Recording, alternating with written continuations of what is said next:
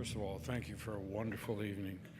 The exposure to these conservation heroes, to their stories, to their truth, is an amazing opportunity for me, and I'm very grateful to be here.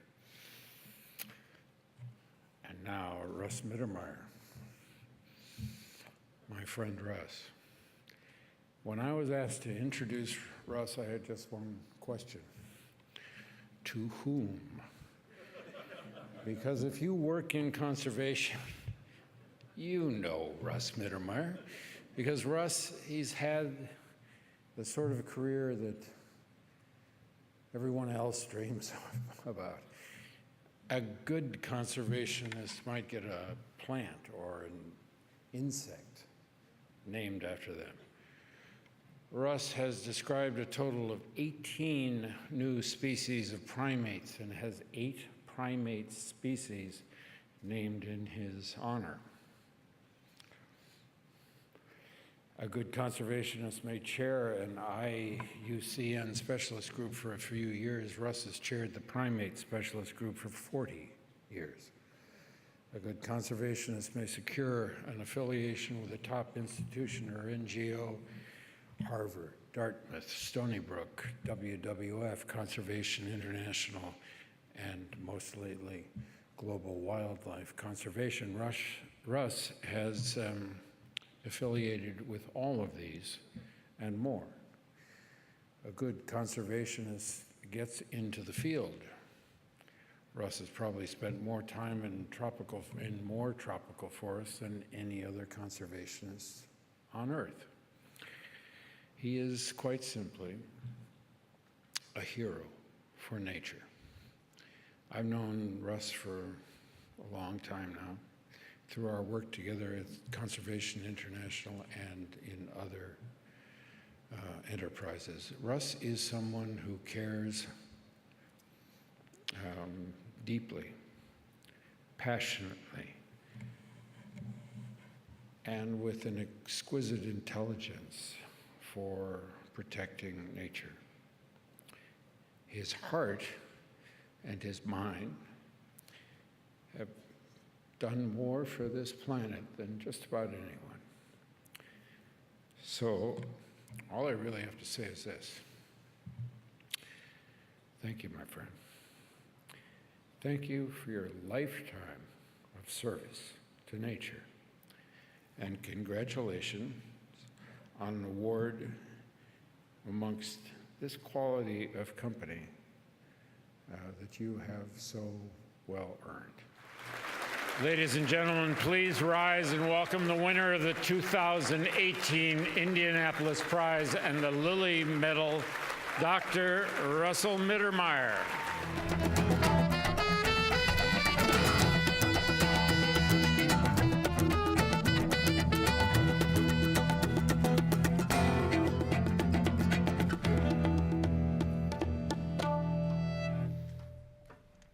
Good evening, everyone. It's really wonderful to be here with all of you tonight.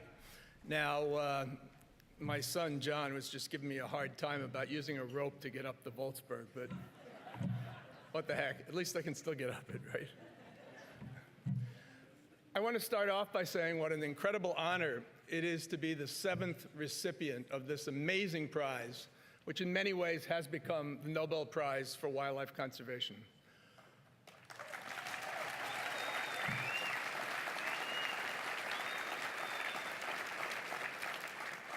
What impresses me and pleases me the most about receiving this prize is the group of previous recipients, which includes some of the greatest wildlife biologists and eco-superstars in the history of conservation. George Schaller, the greatest large mammal biologist that ever lived. There will never be anyone like him again. Ian Douglas Hamilton, the great pioneer of elephant conservation, who I just visited in northern Kenya just 2 weeks ago.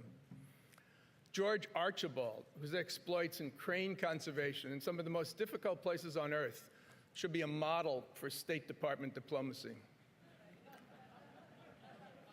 Stephen Amstrup, great pioneer of polar bear research. My very good friend, Pat Wright, who I first met in Iquitos, Peru 44 years ago, and who has transformed conservation in Madagascar. And another very good friend, Carl Jones, the 2016 winner, who's shown the world that species can be pulled back from the brink of extinction, and whose work on Mauritius is a model for the entire planet.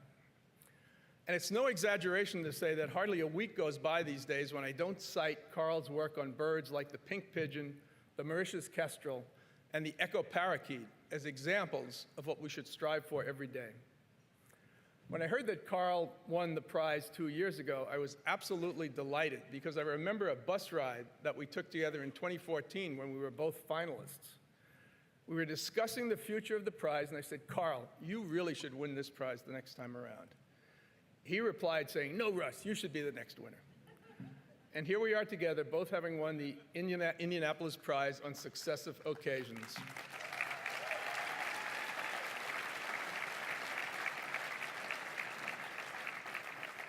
Carl, I love you, man, and I'm so pleased that we can once again be here together, this time fulfilling our predictions from 4 years ago. I also want to recognize my amazing fellow finalists. Sylvia Earle has been a great friend for many years. Rodney Jackson, Dee Boersma, Joel Berger, and Carl Safina. You're all as deserving of this prize as anyone, and I hope that all of you will receive it at some point down the line.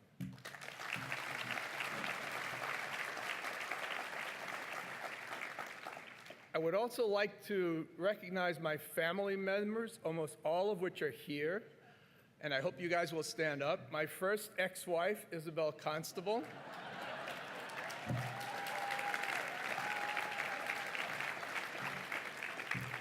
My second ex-wife, Christina Mittermeier.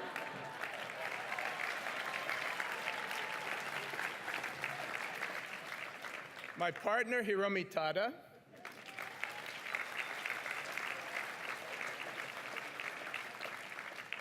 And my children, John, Michael, and Juliana.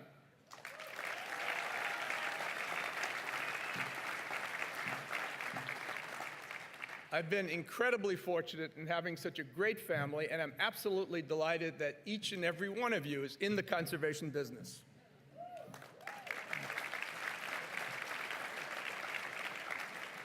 My son, John, is a world-class ornithologist, currently completing his PhD at Oxford. If he ever finishes the damn thing. My second son, Mickey, was a promising herpetologist, but suddenly switched to plants 3 years ago and is now rapidly becoming a global expert in plants.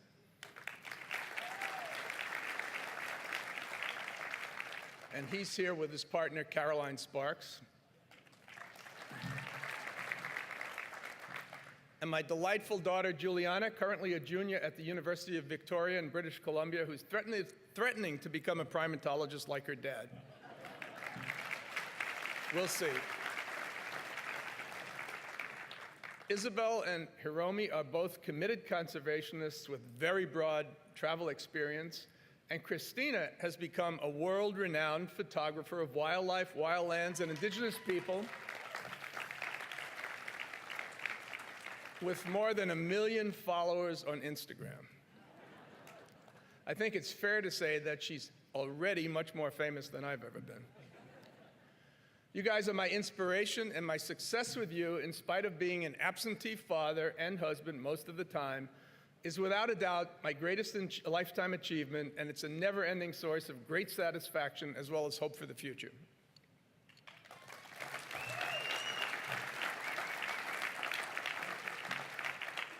Also family are Ron and Michelle Magnuson, Ron being my longest-running friend from elementary school and high school days in North Babylon, Long Island, 60 years ago,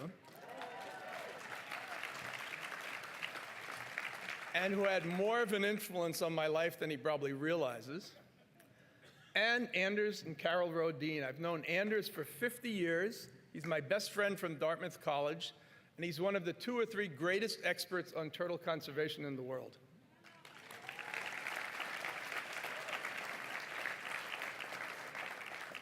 And I should also point out that we have with us here tonight another great turtle conservationist, Eric Goode, who's the founder of the amazing Turtle Conservancy in Ojai, California.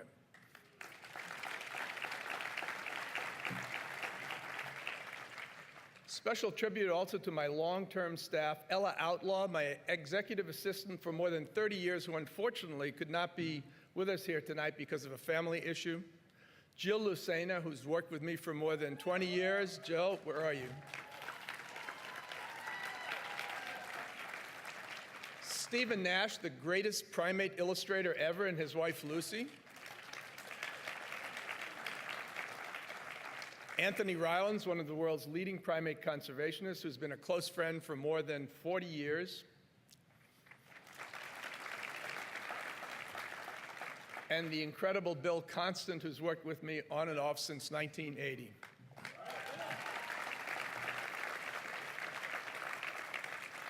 I also want to recognize the organizations for which I've worked over the years and which have facilitated and supported my work. First, Harvard University, where I did my graduate studies from 1971 to 1977. Next, World Wildlife Fund US, where I spent the first 11 years of my professional career.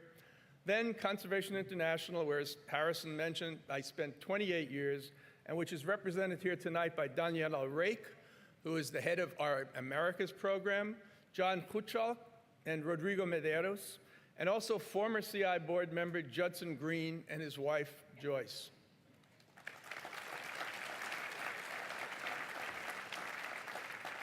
And finally, my new organization, Global Wildlife Conservation, represented here by Board Chairman Ryan Sheff, CEO Wes Seacrest,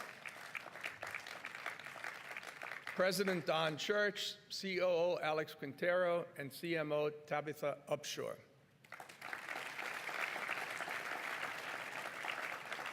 Keep an eye on global wildlife conservation because it's well on its way to becoming the global leader in species and wildlands conservation in the very near future. And just one indication of that, just 4 days ago, we had a Christie's auction of donated art in New York that raised $10 million. And great thanks for that to Haley Mellon, who made it all possible.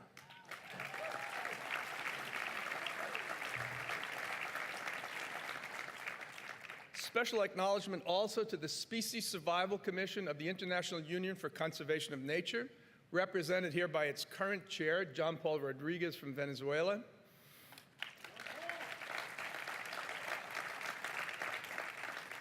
I've been working with IUCN for 45 years, and I've been chairing its primate specialist group for almost that long.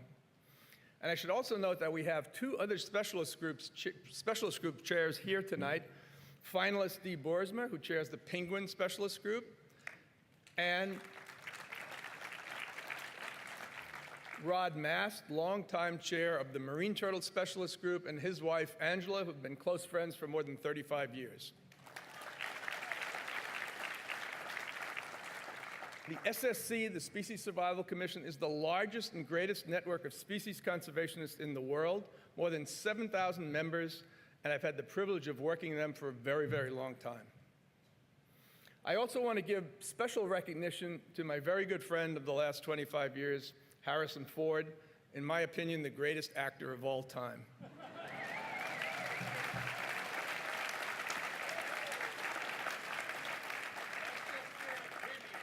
Just my opinion. As you've already seen, Harrison is a committed conservationist who's become very knowledgeable on issues of climate, biodiversity, and indigenous peoples over the past quarter century, and he's an extremely effective and inspirational spokesman for our cause.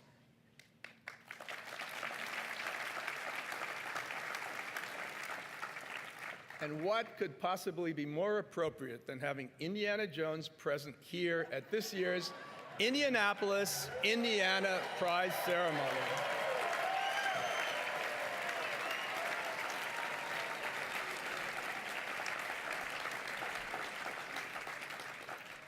And of course, I need to recognize Jane Alexander for the amazing commitment that she has had to this prize since the very beginning, and after whom this Global Wildlife Ambassador Award is named. Thank you so much.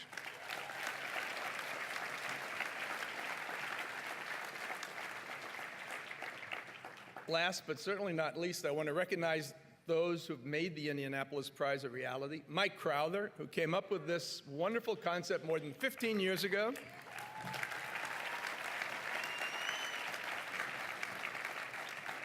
Mike, you're one of the greatest zoo directors ever, and I wish we could clone you about 200 times. Rob Shoemaker, president of the zoo, fellow primatologist, and as I just found out yesterday, also a great fan of Tarzan.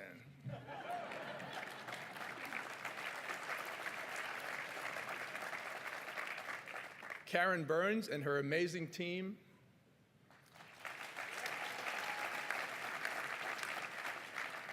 Murda Pulliam and Dan Apple, co-chairs of the prize. Thank you so much. And of course, the Eli Lilly and Company Foundation and Cummins, who have supported this prize since the beginning.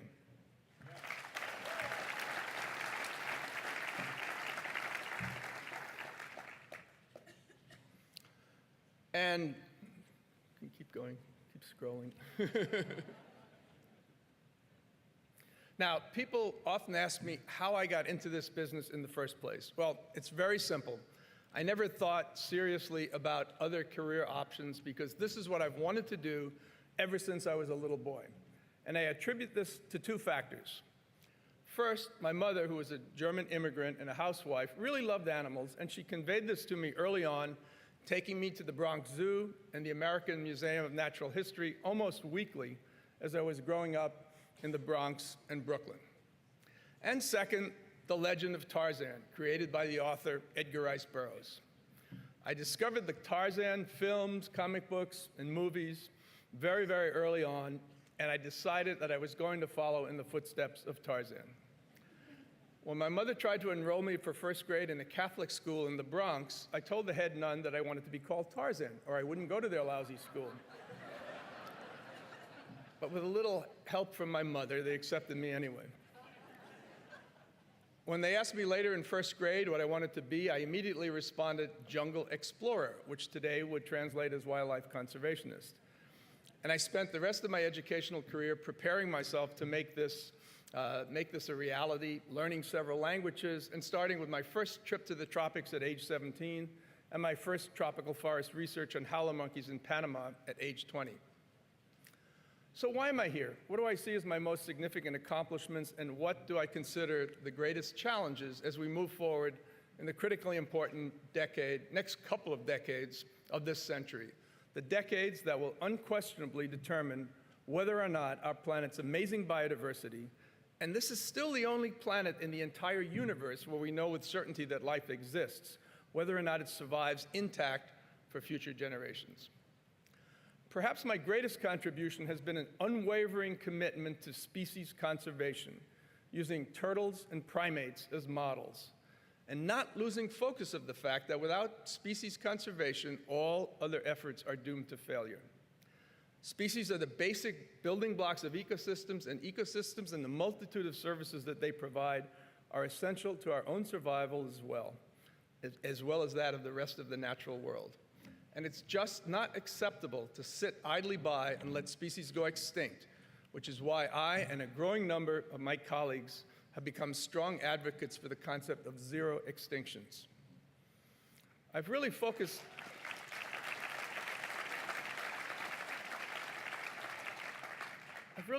heavily on primates because they are so important to us in so many different ways. My work on primates has included developing primate action plans, primate conservation models, and a global primate network through the Primate Specialist Group of the IUCN Species Survival Commission. And I'm happy to say that through our efforts, the primates, all 700 plus species and subspecies of them, are the only larger group of mammals that have not lost a single species or subspecies in more than a century.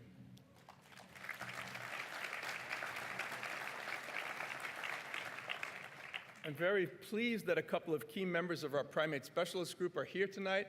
Bill Constant, again, who's worked closely with me on primates since 1980. Rebecca Kormos, who is one of the real leaders in African great ape conservation. And also Max Bloch, 19 years old, who's taken on the task of developing a youth section of the Primate Specialist Group. Max, where are you?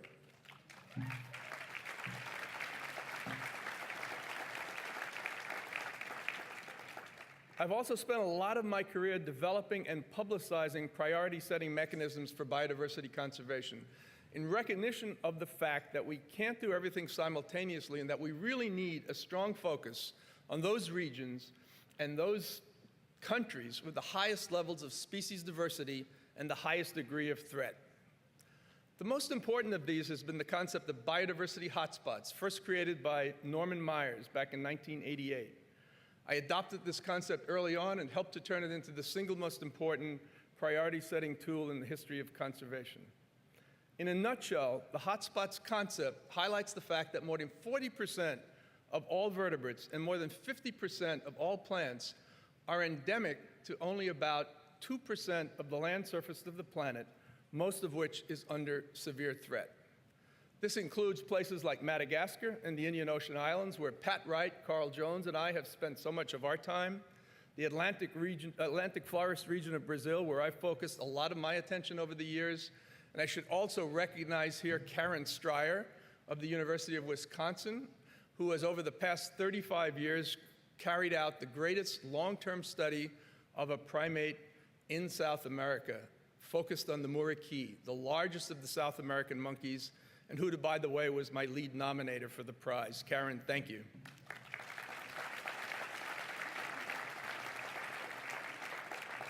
And it also includes 34 other regions, including even our own California floristic province, the Hawaiian Islands, and the southeastern United States.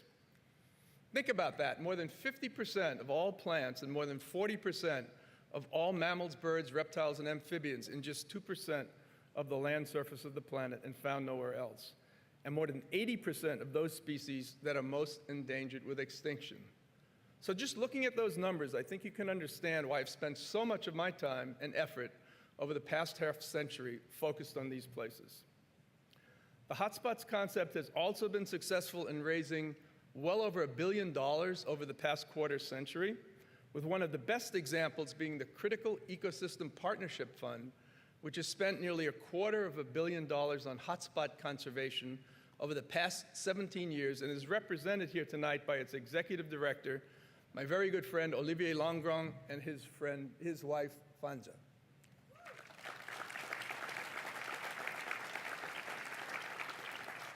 Although I've now been to almost 170 countries, a large portion of my work over the years has focused on 3 in particular.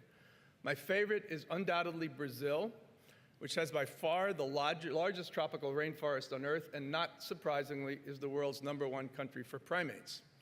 And I'm delighted to have with us here tonight 3 of the great conservation leaders of Brazil, Gustavo Fonseca and his wife Glaucia.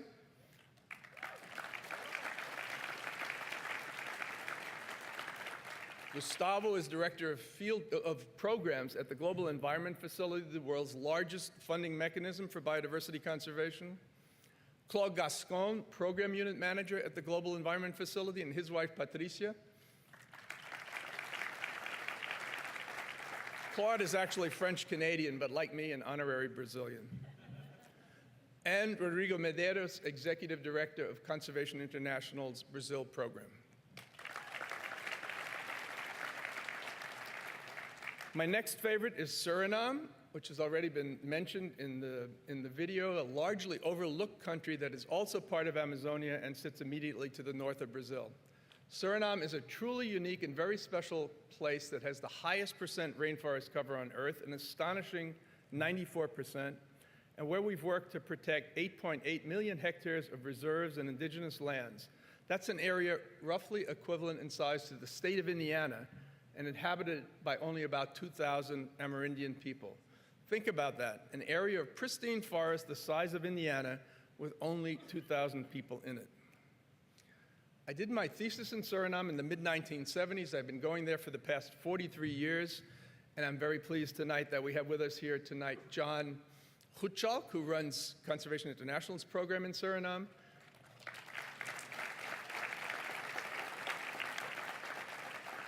And also Mark Plotkin, one of the world's leading ethnobotanists, who is also a pioneer in working with the indigenous people of Suriname and has been a close friend for the past 44 years. And of course, Madagascar, where I've been working since 1984, arguably the highest priority biodiversity hotspot on Earth. It's renowned for its incredible lemur fauna, 111 species and counting, the world's second highest primate diversity after Brazil, and of course a country that both Pat Wright and I love very much in spite of the enormous problems that it faces. And I must also recognize another very good friend, Maria Meyer, who has also done pioneering research in Madagascar, and who, among other things, named the species of lemur after me, for which I'm eternally grateful.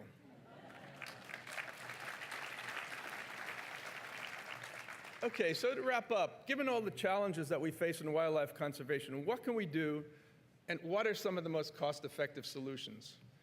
In a short presentation like this, it's impossible to cover the wide range of activities needed, since conservation is truly a multidisciplinary undertaking based in science, but involving a large dose of politics, marketing and communications, social sciences, and fundraising.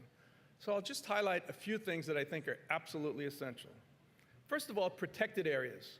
Protected areas such as national parks, nature reserves, and indigenous territories are simply the most important tool we have in conservation. Without them, and without a truly representative global network of well-managed protected areas, we will never achieve our conservation goals. How much do we need in terms of protected areas? The most recent estimate of needs, based on a meeting we just had last week at National Geographic, is at least 30% of the planet. I think this is too low, and I and many others are pushing for a 50% target for the next decade, starting in 2020.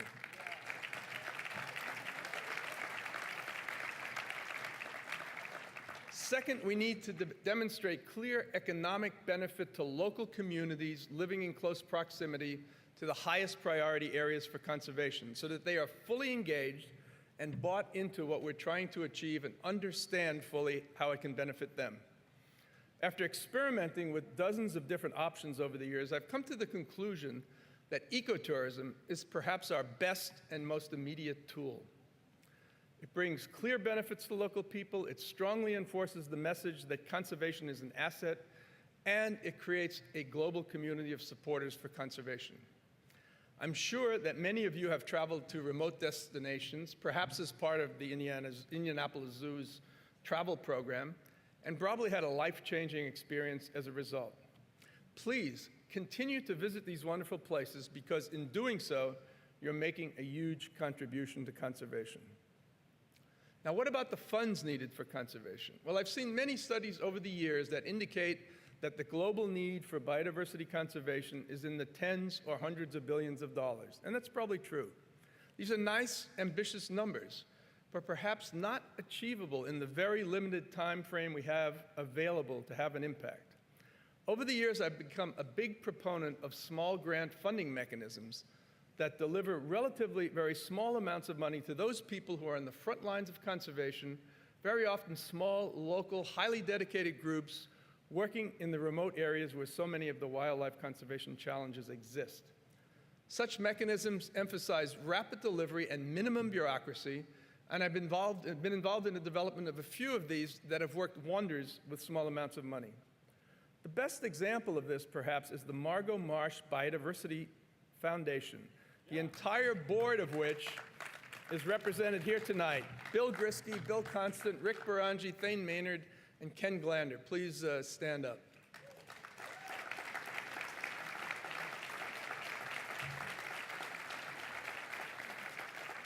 Beginning with a generous bequest of $10 million from a wonderful lady named Margot Marsh from La Jolla, California, we have funded 1,350 primate conservation projects totaling $12,750,000 since 1996, none of them larger than $25,000 and averaging about $10,000 per grant.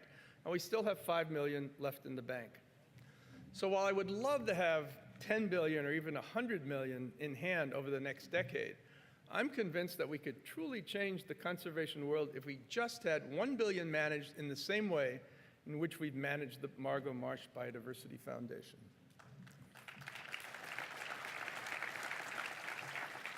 Last but not least, I want to emphasize the need for optimism. I'm an optimist by nature, I always have been, and I simply don't let myself get depressed or pessimistic.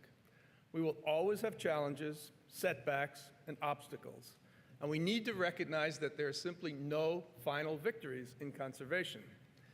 Even when we think we've achieved great success, a political change or a natural disaster can bring us back to square one. It doesn't matter. We just need to move forward, see our failures as learning experiences, maintain a positive can-do attitude, and engage at all levels of society to achieve ever greater support for conservation. And if we can do that, I am convinced that we can succeed. And I have to end by saying that events like this and the commitment of the Indianapolis Zoo and the donors and supporters who have made all of this possible make me more optimistic than ever. Thank you so much.